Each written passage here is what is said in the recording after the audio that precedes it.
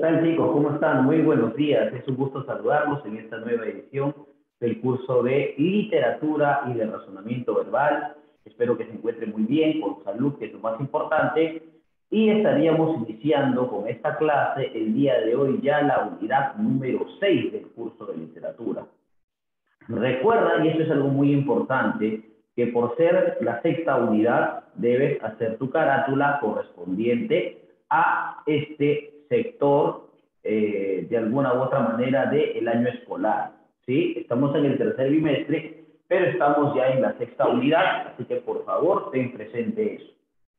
Otra cosa importante que quiero aclararte es que si bien es cierto, nosotros desarrollamos literatura, también desarrollamos de alguna u otra manera algunos ejercicios de razonamiento verbal.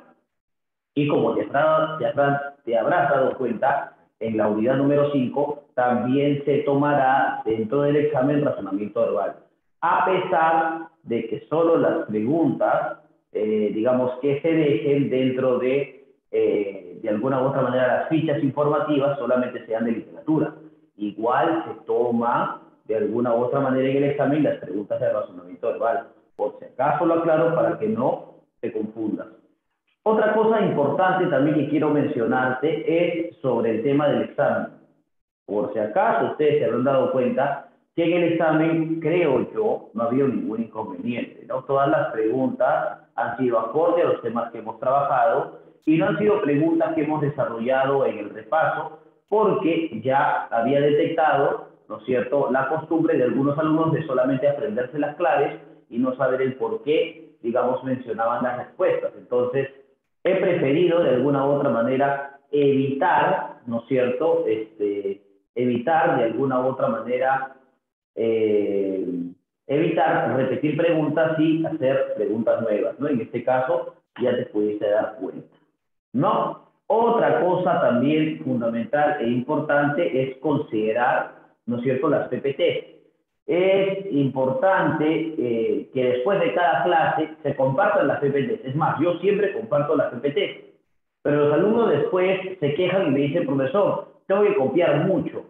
En realidad no quiero que copies, yo quiero que hagas un resumen de esos PPT. Toma esas PPT simplemente como un refuerzo teórico, pero no copies todas las PPT. Recuerda que estás en quinto año ya. Entonces acá lo que estamos haciendo es un repaso o un recuento, digamos, de lo que ya hemos visto en algún momento, ¿no es cierto? Así que no estés pues preocupado fundamentalmente por copiarlo todo. Está bien tener tu cuaderno presentable, eso es muy importante, pero no tienes por qué estresarte y copiar todas las PPT porque estás ya en quinto año, ¿no? Lo que se trata acá de hacer es trabajar con preguntas tipo admisión. Así que tienes que tener en cuenta eso. Hemos estado viendo todo el panorama de la literatura universal y hemos empezado fundamentalmente con las figuras literarias y con los géneros literarios. Ahora, el día de hoy, ¿no es cierto?, vamos a ver ya la literatura de más o menos fines del siglo XIX e inicios del siglo XX. Estamos hablando, pues, o el día de hoy vamos a hablar del romanticismo europeo. ¿Cuándo surge el romanticismo europeo? ¿Cómo definimos el concepto de lo romántico? ¿Cuáles son sus representantes? ¿Cuál es la obra más importante? ¿Cuál es la corriente que surge en Alemania que da inicio al romanticismo? Bueno, de estas y otras cosas vamos a hablar el día de hoy en esta clase. Así que por favor, acompáñame a determinar o a delimitar el concepto del romanticismo. Es importante recordar que el concepto romántico, ¿no es cierto?, es fundamental y es importante porque el concepto romántico tiene que ver con una forma de vivir. O sea, más allá de un pensamiento, más allá de una reflexión, más allá de una definición, el romanticismo es una forma de vivir. Una forma de vivir simplemente dejándote llevar por las pasiones. Pero fundamentalmente esas pasiones se tienen que conducir a algo, de manera objetiva, de manera directa. Eso a lo cual se deben conducir es a la libertad, ¿correcto? El romanticismo, ¿no es cierto?, es una corriente literaria, en este caso, que surge en Alemania, como, digamos, una visión importante ya, digamos, e inmediata, que se va a oponer al renacimiento que había surgido en algún momento determinado. Recuerda que siempre un movimiento literario surge en oposición a otro. Y el romanticismo surge, ¿según qué? ¿Y a qué se opone? Bueno, fundamentalmente el romanticismo se opone al renacimiento porque el renacimiento tenía un objetivo importante. ¿Cuál era el objetivo? Fundamentalmente renovar o revalorar los conceptos clásicos. Y todos debemos saber que la literatura clásica es una literatura bastante parametrada, normativa, ortodoxa. En cambio, el romanticismo tenía ese desequilibrio, tenía esa rebeldía, tenía esa heterodoxia que, digamos, se buscaba para la creación de una nueva perspectiva literaria, ¿no es cierto? Entonces, el romanticismo tenía anhelos de pasión, anhelos de libertad y fundamentalmente anhelos, ¿no es cierto?, de una renovación estética. Por eso surge el romanticismo en oposición al renacimiento, ¿no es cierto? Así que por ahí te hago fundamentalmente recordar. En el romanticismo se van a supeditar los sentimientos sobre la razón. El hombre o el individuo va a dejarse arrastrar por las pasiones. Y no solamente eso, sino que el objetivo primordial del romántico es sacrificar su vida en función a un ideal. Y si ese ideal tiene un receptáculo, ¿no es cierto?, o está en función a una persona, pues mucho mejor. ¿Correcto? Ese es el romanticismo. No confundir el concepto romántico con la cursilería, por si acaso, ¿no? Porque claro, el ser cursi fundamentalmente es no tener, digamos, conceptos o palabras o demostraciones afectivas, digamos, y lo que haces es utilizar objetos o elementos para demostrar tu amor. Por ejemplo, el cursi es la persona, pues, que de alguna u otra manera, el día de los enamorados, pues, regala peluchitos, que no está mal, ¿no? No está mal en algún momento ser cursi, pero en eso no consiste el romanticismo. Esa es una idea bastante limitada de lo que es el romántico, ¿correcto? Entonces, pensar en Cupido, pensar en el flechazo, pensar en, por ejemplo, en grabar tu nombre en el árbol junto al de tu pareja, bueno, eso simplemente es cursi, ¿no? Esa es la cursilería. El romántico tiene un ideal mucho más amplio. Ese ideal tiene que ver, sí, el sacrificio de su vida en función del amor, pero en función fundamentalmente de un ideal amoroso o de un ideal amatorio. ¿Cuándo surge el romanticismo? ¿En qué contexto surge el romanticismo? Bueno, por ejemplo, en Francia surge a partir de la Revolución Francesa. Estamos hablando más o menos del año de 1779, más o menos, ¿no? La toma de la Bastilla. Estamos hablando, por ejemplo, de las guerras napoleónicas. Estamos hablando, por ejemplo, de la miseria y la pobreza que envuelve a Francia en ese momento. ¿Y por qué no recordar, pues, al máximo exponente del romanticismo francés, Víctor Hugo, y su máxima novela, pues, Los Miserables, ¿no es cierto? En donde el personaje principal, Jean Valjean, por ejemplo, es metido preso durante 27 años por robarse una pieza de pan, que después tiene que cambiarse el nombre del señor Magdalena para no ser reconocido, ¿no es cierto?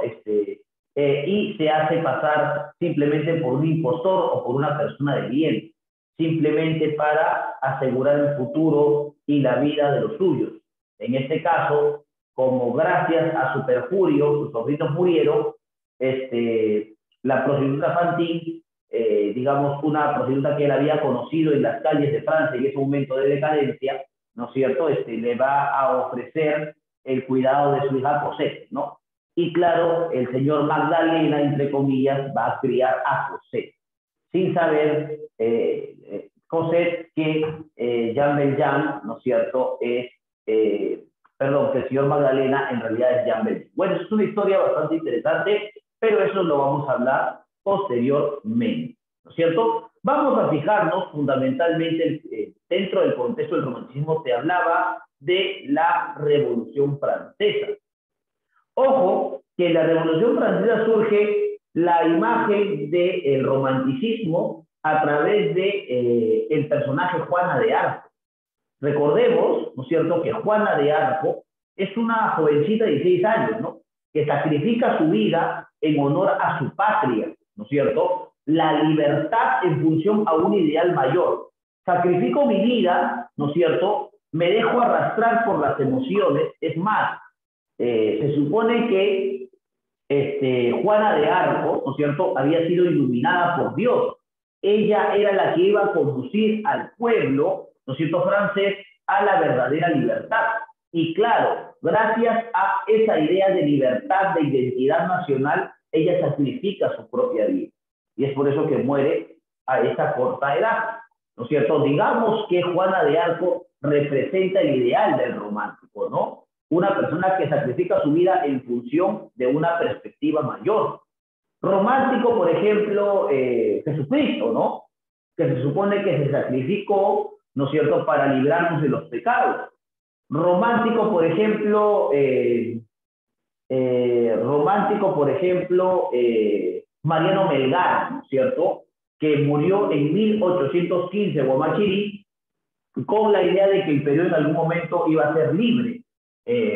Pelea junto a el caudillo Mateo Pumacahua, ¿no es cierto? Y eso lo lleva fundamentalmente a ser visto como el precursor del romanticismo en el Perú, ¿no? O sea que el romanticismo es aquella idea, ¿no es cierto?, de sacrificio en busca de un ideal mayor. Puede ser la libertad, puede ser fundamentalmente las condiciones, puede ser la libertad, puede ser las condiciones nacionales, puede ser también los proyectos personales, no importa. Lo importante tiene que ver fundamentalmente con el sacrificio, ¿no es cierto? Y acá, pues, ¿no?, vemos, digamos, el surgimiento del romanticismo digamos, dentro de la Revolución Francesa, y como imagen tenemos a Juana de Arco, ¿no? ¿Cómo surge el romanticismo, no? ¿Cuál es la idea del romanticismo como tal? Mira, es importante recordar esto. Hay que recordar que el romanticismo es la manifestación literaria y estética, ¿no es cierto?, y artística que se desarrolló durante la primera etapa del siglo XIX. O sea, estamos hablando más o menos del año 1820, por ahí más o menos 1830, ¿no es cierto? Es más, por ejemplo, al Perú, ustedes saben que el romanticismo llega muy tardíamente, más o menos con 50 años de retraso, porque el romanticismo surge más o menos en el año de 1840, ¿no? Entonces, imagínate, ¿no? Si el romanticismo ya estaba durante la primera mitad del siglo XIX, o sea, llega con más o menos 30 o 40 años de retraso al Perú, ¿no? Estamos hablando de que en el Perú surge en la época del primer gobierno de Ramón Castilla. O sea, no es decirlo menos, pero ahí está. Entonces, ahí está el romanticismo, ¿no es cierto? Surge en la primera etapa del siglo XIX, ¿no? Está abordada por varias cosas, ¿no? Tiene su origen en Alemania. Profesor, ¿y por qué hablábamos de Francia? Bueno, fundamentalmente porque dentro de Europa se da estos contextos de libertad, ¿no?, de pueblos que quieren liberarse, que quieren luchar por una patria más justa. Y claro, no importa si sacrifican su vida, lo importante es lograr el objetivo, ¿no es cierto? Esa es la condición o esa es la conducta del romántico. Tiene su origen en Alemania a fines del siglo XVIII, pero se desarrolló en Francia y de ahí al resto del mundo, ¿no? Eso también es importante recordar, ¿no es cierto? O sea que, claro, las dos corrientes importantes del romanticismo van a ser en Alemania la corriente Sturm und Drang, que también vamos a hablar el día de hoy. En Francia va a ser la corriente liberal, ¿no es cierto?, de la libertad, ¿no es cierto? Y, por ejemplo, en Inglaterra va a ser la corriente laquista, ¿no? O sea, fundamentalmente las novelas que reflejaban la naturaleza, digamos, y los campos de Inglaterra, pero a través de su cercanía con elementos limnológicos, por ejemplo, los lagos, en este caso, ¿no? Y también va a surgir en España, por si acaso. Por ejemplo, como máximo exponente, digamos, del romanticismo español tenemos a Gustavo Adolfo Bécquer, ¿no es cierto? Muy importante por sus rimas y leyendas, ¿no? Obra importante que va a destacar dentro de la visión de, Gustavo Adolfo Bécquer. También vamos a encontrar, por ejemplo, en Estados Unidos, la vertiente gótica, la vertiente de la literatura oscura, ¿no es cierto?, con Edgar Allan Poe, padre de la novela policial en Estados Unidos, el romanticismo norteamericano, ¿correcto? Y claro está que vamos a hablar de la Revolución Francesa, pues, ¿no? Dentro del contexto, en Francia se va a dar a propósito de la Revolución Francesa. Es más, la novela más importante de esta época del romanticismo, Los Miserables, contextualiza la idea de la Revolución Francesa a través de la historia de Jean Valjean, por ejemplo, ¿no? Jean Valjean, ¿no? En Los Miserables, ¿correcto? ¿Cuáles son las características de esta corriente o de esta vertiente romántica, ¿no? De esta vertiente romántica. Vamos a considerar primero el subjetivismo. Hay que recordar que la pasión, ¿no es cierto?, somete a la razón. El hombre se deja llevar por las pasiones. El hombre no puede ser esa simetría entre fondo y forma. No puede ser esa normatividad que tenía el teatro, ¿no? Un mismo espacio, un mismo tiempo y una misma acción. No.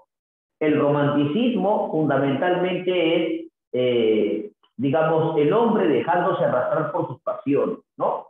El romanticismo es esa revolución o esa rebelión, digamos, o es esa visión opuesta a la estética tradicional, ¿no es cierto? Entonces, en el romanticismo, los sentimientos, ¿no es cierto?, los sentimientos cobran mayor importancia que la propia razón. Predominio del yo.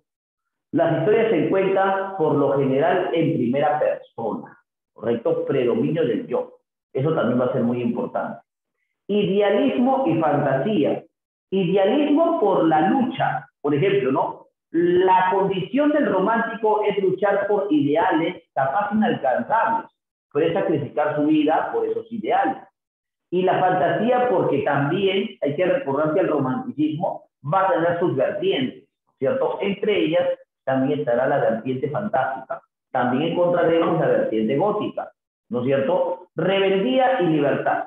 Rebeldía por lo que está mal planteado, por lo que está mal manejado, por lo tradicional que no de alguna u otra manera sirve para la mayoría, sino para una élite.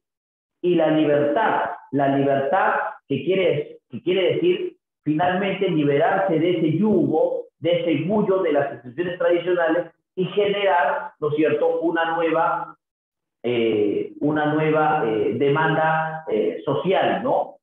Con cambios, ¿no?, importantes, fundamentales, ¿no? Luego vamos a encontrar, pues, el paisajismo y el nacionalismo, que también va a ser importantísimo este paisajismo y este nacionalismo, fundamentalmente porque Europa, digamos, después del Renacimiento, está pasando por fundamentalmente estas ideas de la ilustración, estas ideas de la libertad, estas ideas de buscar una nueva nación, estas ideas de construir una nueva patria y fundamentalmente construir una nueva identidad, ¿no es cierto? O sea que el paisajismo y el nacionalismo van de la mano, ¿no es cierto? Luego, fuga del mundo circundante, ¿no? Los personajes de las novelas románticas son personajes que no solamente son arrastrados por sus ideales, sino que consideran que su ideal es superior al resto de ideales, ¿no? Se centran en, digamos, en su condición yoica, en su predominio del yo, y lo que lo rodea no importa, no interesa, por si acaso, ¿no? Desarrolla fundamentalmente la poesía y el teatro, ¿no? La poesía y el teatro. Y hay un rechazo al neoclasicismo, a esa conducta casi recalcitrante e inmediata, ¿no es cierto?, de, digamos, una literatura que busca o que tiene un fin pedagógico y que es poco espontánea y que es carente de creatividad, ¿no es cierto? El romanticismo surge en oposición al neoclasicismo. Hace un momento me había equivocado y te había dicho que no, que es al Renacimiento. No, se opone al neoclasicismo, ¿cierto? Por si acaso, ¿ya? Por si acaso. Ahora veamos, ¿no? ¿Cuáles son los máximos representantes del romanticismo, pues, europeo, ¿no? Por aquí en Alemania, que es donde surge fundamentalmente el romanticismo allá en el siglo XIX, ¿no es cierto? Vamos a encontrar la corriente Sturm und Drang, que va a significar tormenta y pasión o tempestad e ímpetu. Más o menos surge a fines del siglo XVIII e inicios del siglo XIX. Sturm und Drang, ¿no es cierto? En esta concepción del romanticismo hay algo que debemos manifestar, ¿no? Dentro del romanticismo europeo, la corriente Sturm und Drang, ¿no es cierto?, trata de racionalizar el sentimiento, trata de racionalizar los sentimientos. Lógicamente que al buscar un racionalismo de los sentimientos, lamentablemente no se va a llegar a un buen puerto. ¿Por qué? Porque no se puede racionalizar las pasiones, pues, ¿no? Aunque se puede fundamentalmente pensar en ellas, se puede reflexionar sobre ellas, se puede tomar un destino sobre ellas. Lo importante es que el ser humano siempre, como un ser pasional, se va a dejar arrastrar por sus pasiones, ¿no? Entonces, por ahí es importante destacar eso, ¿no? Es importante destacar eso. Sobre todo, hay que considerar la idea fundamental, ¿no es cierto?, de el Sturm und Drang, ¿no? Que lo que trata de hacer es racionalizar los sentimientos o las pasiones. Pero bueno, vamos a ver algo muy importante, ¿no? Dentro de, digamos, la concepción del romanticismo en Alemania. Vamos a encontrar el máximo exponente del romanticismo alemán, considerado, pues, el iniciador o el creador del romanticismo europeo.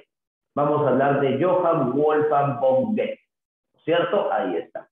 Creador fundamentalmente de obras teatrales, pero sí crea una novela que dicen que es la novela que va a inaugurar, ¿no es cierto?, la concepción de la novela epistolar romántica, ¿no? Las cuitas del joven Werther, ¿no? Entonces, por ahí hay que recordar esa concepción. También se le denominó el genio de Weimar, ¿no? Por acá su nacimiento y su muerte. ¿Cuándo nació y cuándo murió? Nace el 28 de agosto de 1749 y va a morir el 22 de marzo de 1832. ¿Correcto? Va a ser importante porque va a ser el líder del grupo Sturm und Drang y va a ser máximo representante del romanticismo alemán. Como te decía, se caracterizó fundamentalmente por la creación de obras teatrales. En este caso, por ejemplo, Fausto, ¿no? Donde en esta obra, ¿no es cierto?, se piensa o se reflexiona fundamentalmente entre el bien y el mal. Una obra que Johann Wolfgang Goethe lo va a escribir en su etapa de vejez también, ya, ¿no? En su etapa de vejez. Vamos a encontrar también, por ejemplo, vamos a encontrar Las cuitas del joven Werther, también, que es otra novela importantísima. Y vamos a encontrar también algunas obras teatrales que reflexionan sobre el destino del hombre, sobre la vida en sí misma. Su musa fue Charlotte Bach, ¿no es cierto? Y sus obras, ¿no?, van a ser una de las obras más importantes. Vamos a tener a Fausto, ¿no? La lucha entre el bien y el mal. Pero claro está que la obra más importante, novela epistolar, ¿cierto?, más importante de Johann Wolfgang Goethe, va a ser Las cuitas del joven Werther. Ahora, ¿por qué, no? ¿Por qué Las cuitas del joven Werther va a ser la novela iniciadora, digamos, del romanticismo? Porque el sacrificio de la vida de un joven que se suicida por fundamentalmente el amor que nunca puede ser, ¿no? El amor imposible, ¿no es cierto? Género épico, especie novela, es una novela epistolar, es una novela construida por cartas que envía el personaje principal Werther a su amigo Guillermo, ¿no es cierto?, en donde él cuenta sus experiencias por fundamentalmente los campos de Alemania, ¿no?, para olvidarse de un viejo amor, y se topa con Charlotte, ¿no es cierto?, Charlotte, ¿no?, una digamos, joven de aquel lugar, que ella estaba comprometida y que Werther no sabía hasta después de la segunda parte. Es una novela que se divide en dos partes. El tema es el amor prohibido y el suicidio. Estructura epistolar, es una novela epistolar, como te decía, y el narrador es protagonista y omnisciente. ¿Correcto? ¿Cómo surge la novela de Werther, no? Mira, Werther viaja a Wien, ¿no es cierto?, para cuidar de su salud emocional y conoce y se enamora de Charlotte, lamentablemente, ¿no es cierto? Esta novela, como es epistolar, como te decía, ¿no es cierto?, fundamentalmente están dirigidas estas cartas a su amigo Guillermo, ¿no?, en donde Werther le cuenta cómo se ha enamorado de Charlotte, ¿no es cierto?, por qué le gusta Charlotte, a pesar de que él se había ido a Welly simplemente para olvidarse de un amor que había padecido en la ciudad. Ahora, Charlotte manifiesta interés por los sentimientos de Werther, pero está comprometida con Albert, ¿no?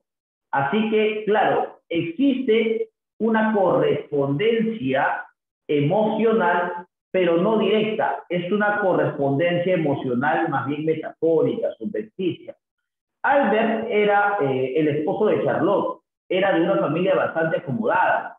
Y claro, cuando aparece Werther, Albert no estaba en Welging porque él había viajado a la ciudad, ¿no es cierto?, a solucionar unos temas familiares de negocio, ¿no?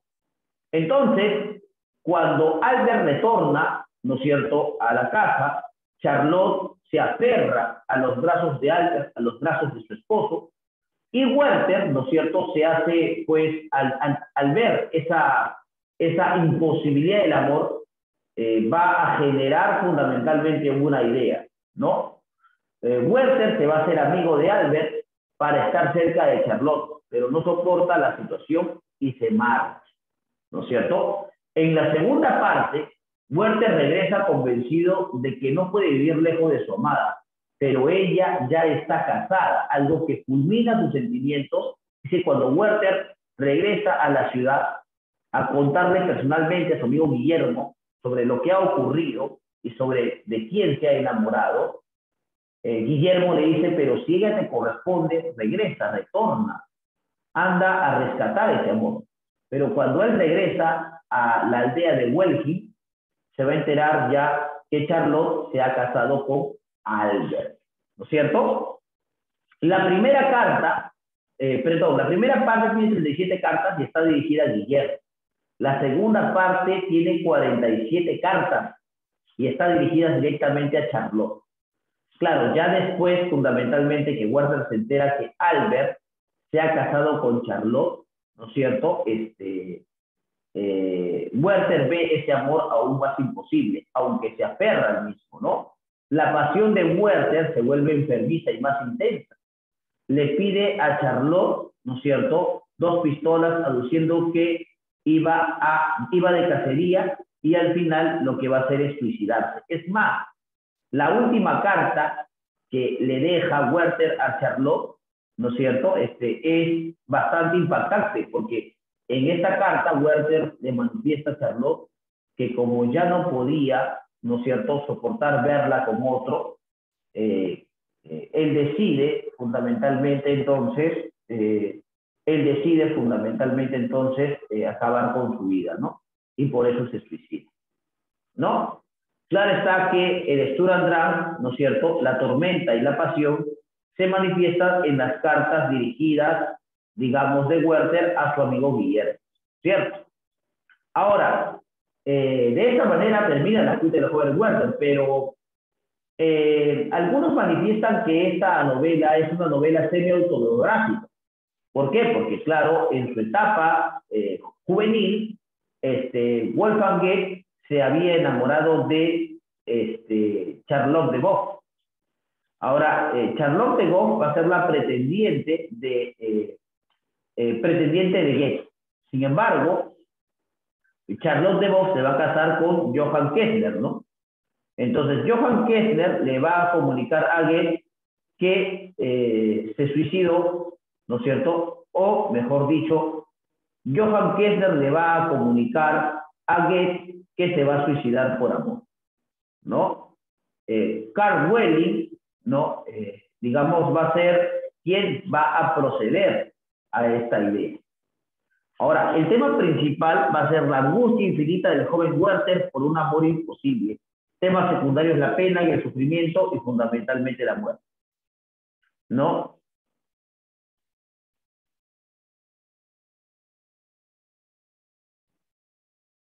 Ahí está, muy bien, excelente. Entonces, me quedé pensando en esta última parte. Claro, Charlotte de Vaux se va a casar con Johann Kessler. Entonces, ¿no es cierto? Este le va a comunicar a Karl Welling, ¿no es cierto? Fundamentalmente que Johann Kessler se va a suicidar porque Charlotte de Vaux se va a casar con él. Claro, tiene que ver fundamentalmente con algo que le pasó a Johann Wolfgang Goethe, o al menos que se enteró de esto, ¿no? Listo, ahí está, fundamentalmente cómo es que se da la primera parte. En la primera parte, por si acaso, ¿no? En la primera parte, las cartas están dirigidas fundamentalmente a Guillermo, ¿no?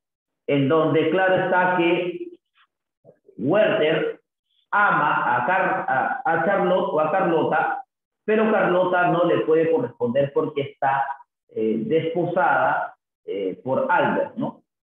Entonces asiste a una fiesta y conoce a Carlota y se enamora apasionadamente de ella. Y al no poder soportar esa idea, ¿no es cierto?, decide irse de este lugar. Sin embargo, ya en la segunda parte, ¿no es cierto?, las cartas son enviadas, ¿no?, a Charlotte, ¿no? A Charlotte, ¿no? Se entera de la boda, ¿no es cierto?, y al no poder olvidarla, regresa, ¿no? Ese se entera de la boda por medio de las cartas de Guillermo, ¿no es cierto?, y sufre mucho al no ser correspondido y al final termina suicidándose. ¿Correcto?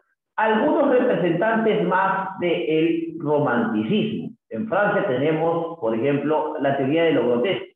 Víctor Hugo, con sus obras Cromwell, Hernani es una de las obras más importantes también de Víctor Hugo, Los Miserables y Nuestra Señora de París.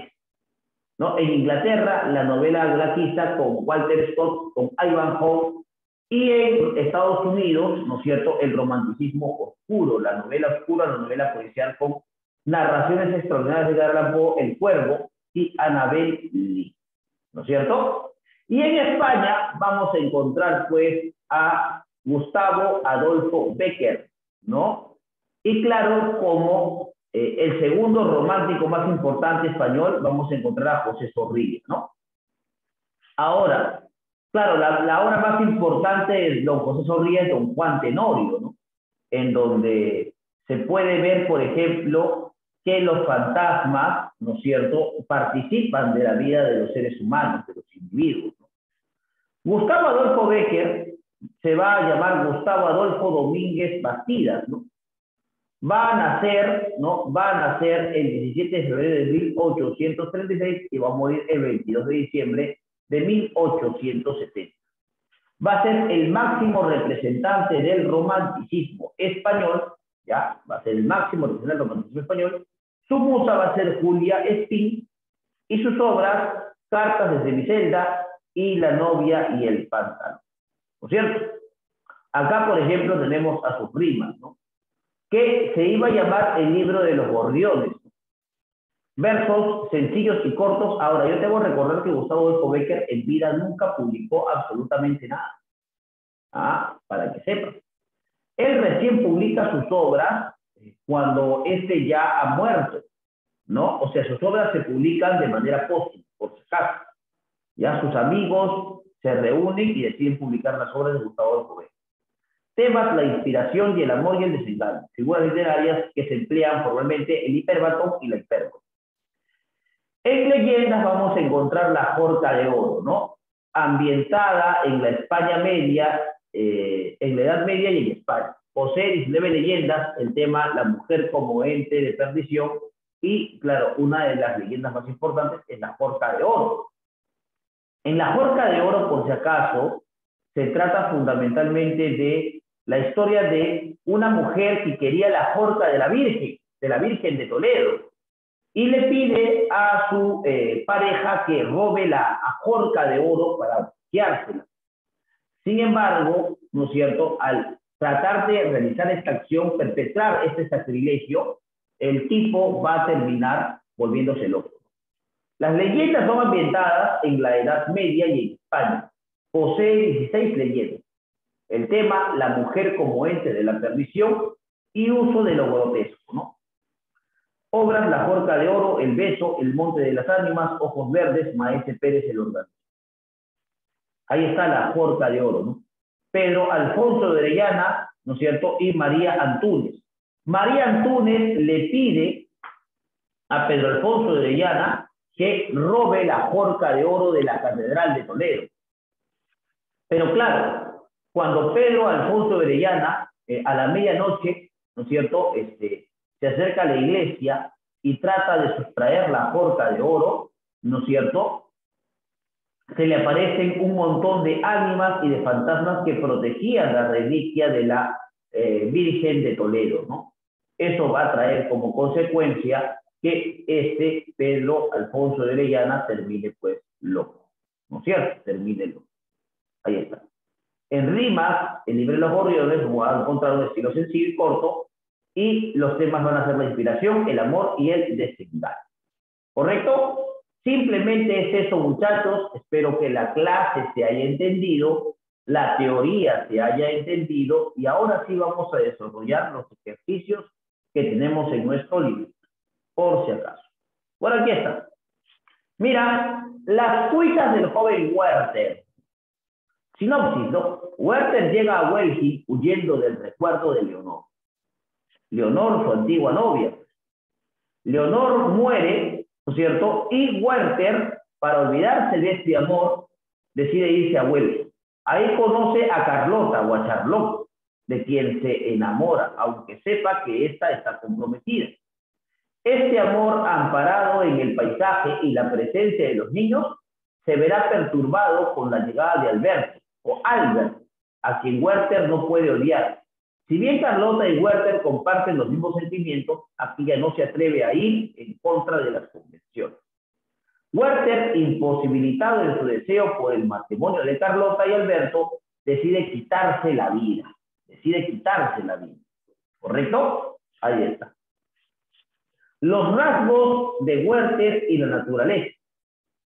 La ciudad propiamente dicha es desagradable, pero su cercanía brilla la naturaleza con todo su esplendor.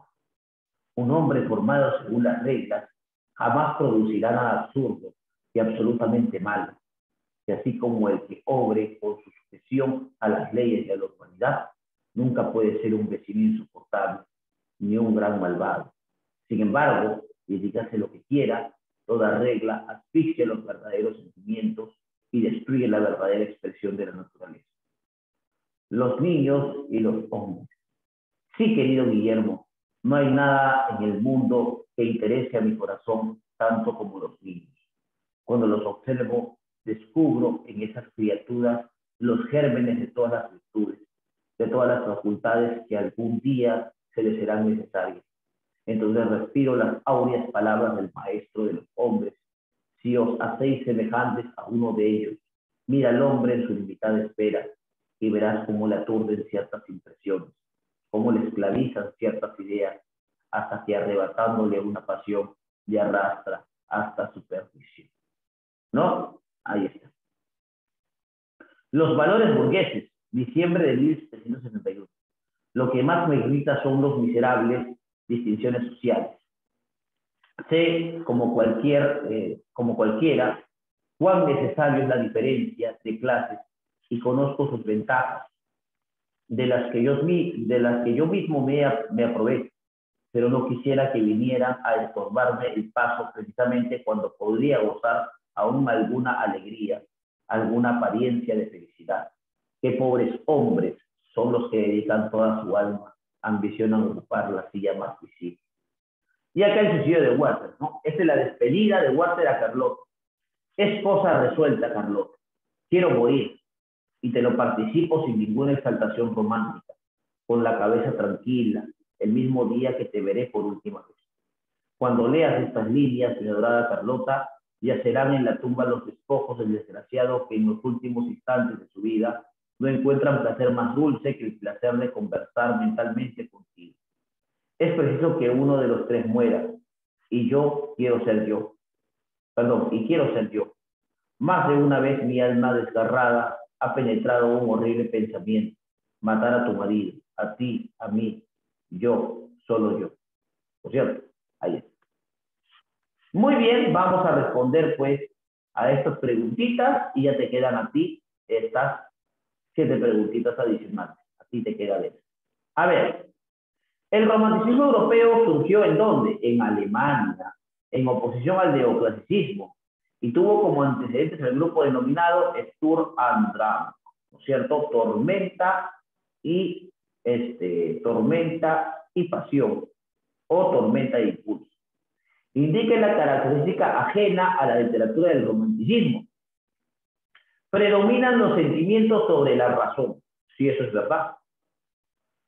Postura la búsqueda de la libertad artística, sí. Muestra una exaltación por la naturaleza, sí. ¿Hubo un fiel respeto a las normas grecorromanas? No. Hubo un rechazo a esas normas. Se trata de renovar el espíritu artístico, por si acaso. Por si acaso.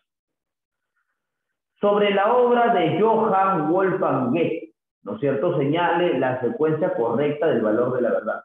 Presenta una etapa romántica y otra neoclásica. Falso. Incorpora algunos elementos autobiográficos verdaderos. Fausto es una novela ambientada en la Edad Media, no es una novela, es una obra de teatro. Falso. Hasta aquí es falso, verdadero. A ver, falso, verdadero. Fausto es una novela ambientada, no es una obra de teatro. Bueno, manifiesta en su producción una marcada erudición verdadero. Verdadero. A ver, ya sé. Presenta una etapa romántica y otra neoclásica. Ah, sí, perfecto, sí es verdad. Johann Wolfgang Goethe en sus obras presenta una etapa romántica y otra neoclásica. Verdad, verdad. Verdad. Incorpora elementos sobre verdad, verdad, verdad, verdad, falso. Verdadero, verdadero, falso. Manifiesta verdadero y su tema recurrente es la lucha entre el bien y el mal. Su tema recurrente es la lucha entre el bien y el mal. No sea. Yo creo que esa no.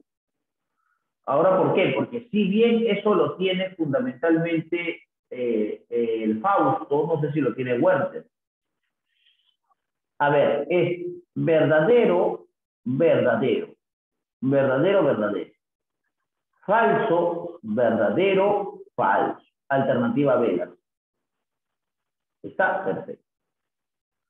Ya había yo bajado del coche cuando llegó una criada a la puerta del patio y nos dijo que hiciésemos el favor de aguardar un momento, que la señorita Carlota no tardaría en salir. Atravesé el patio y avancé hacia la casa. Cuando hube subido la escalinata y llegué a la puerta, contemplaron mis ojos el espectáculo más encantador que he visto en mi vida. En el vestíbulo, 6 niños desde 2 hasta 11 años de edad saltaban alrededor de una hermosa joven de mediana estatura, vestida con un sencillo vestido blanco, adornado con lazos de color rosa en las mangas y en el pecho. A partir de los fragmentos anteriores se deduce que la obra Las cuitas del joven Werther de Johann Wolfgang Goethe es una novela donde se emplea un narrador, es una novela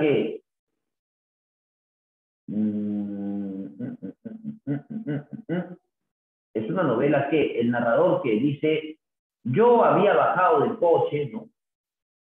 Entonces, sentimental y un narrador protagonista. ¿Correcto? Ahí está. Él está contando su historia. Beso el lazo infinitamente veces al día, y en cada aspiración saborea el recuerdo de las felicidades con que me embriagaron esos pocos días dichosos que han pasado para siempre. Con respecto al fragmento citado de las novelas Las cuitas del joven Werther, señala la alternativa correcta. ¿La voz narrativa expresa su alegría por el pronto casamiento con la amada? No. ¿Los sentimientos del protagonista son expresados por medio de la naturaleza? No. ¿Es una pasión lujuriosa del narrador con respecto a la mujer recordada? No. ¿El lazo que es besado varias veces constituye un fetiche para el protagonista? Sí. Alternativa D. Claro, fetiche porque le recuerda ese espacio o le recuerda a Carlos. Respecto de la novela epistolar Las cuitas del joven Werther, del alemán Johann Wolfgang Goethe, el personaje principal se suicida por causa de una decepción amorosa. ¿Cuál de los siguientes enunciados son verdaderos? La historia de una pasión, a ver, la historia de una pasión frustrada es uno de sus temas, sí. La soledad del yo romántico se refleja en la naturaleza. Sí, puede ser, claro. Sí, en muchos casos, las emociones que siente el personaje Werther se mezclan también con los sentimientos del protagonista. ¿La amada Carlota es sinónimo de hermosura diabólica? No. ¿El personaje central representa el espíritu individualista? No. Respuesta correcta, la B, 1 y 2. Por si acaso. Listo, mira, aquí te está quedando estas preguntitas hasta la pregunta número 7. Espero que las hagas, ¿no? Y por aquí, por si acaso, por aquí, por si acaso, ¿no? Tenemos en este caso lo que es razonamiento verbal, ¿correcto? Más arriba tenemos razonamiento verbal y me parece que nosotros hemos desarrollado, no sé si mal no me equivoco, pero hemos desarrollado preguntas por inferencia. Ya ves, ahí está, esto lo debo desarrollar, entonces otra vez lo había dejado aquí. Y esto también lo puedes desarrollar tú. O sea que hoy tocaría la extrapolación, ¿correcto? Hoy tocaría la extrapolación. Miren, la siguiente semana, antes de iniciar con la clase, ya voy a empezar a desarrollar primero los textos. Y luego ya avanzaríamos con el tema de literatura. ¿Correcto? Por si acaso. Porque explicarte extrapolación ahorita, ¿no? En todo este contexto va a ser fundamentalmente complicado. Pero te pido que vayas marcando las respuestas y la siguiente semana yo mismo te voy a dar las respuestas antes de iniciar con la clase. ¿Correcto? Listo, chicos, gracias por la atención prestada. Por favor, no se olviden de desarrollar las fichas que voy a compartir ahora. Y ya nos veremos la siguiente semana en otra edición del curso de literatura y de razonamiento verbal. Chao, chao, cuídate. Nos vemos. Hasta luego.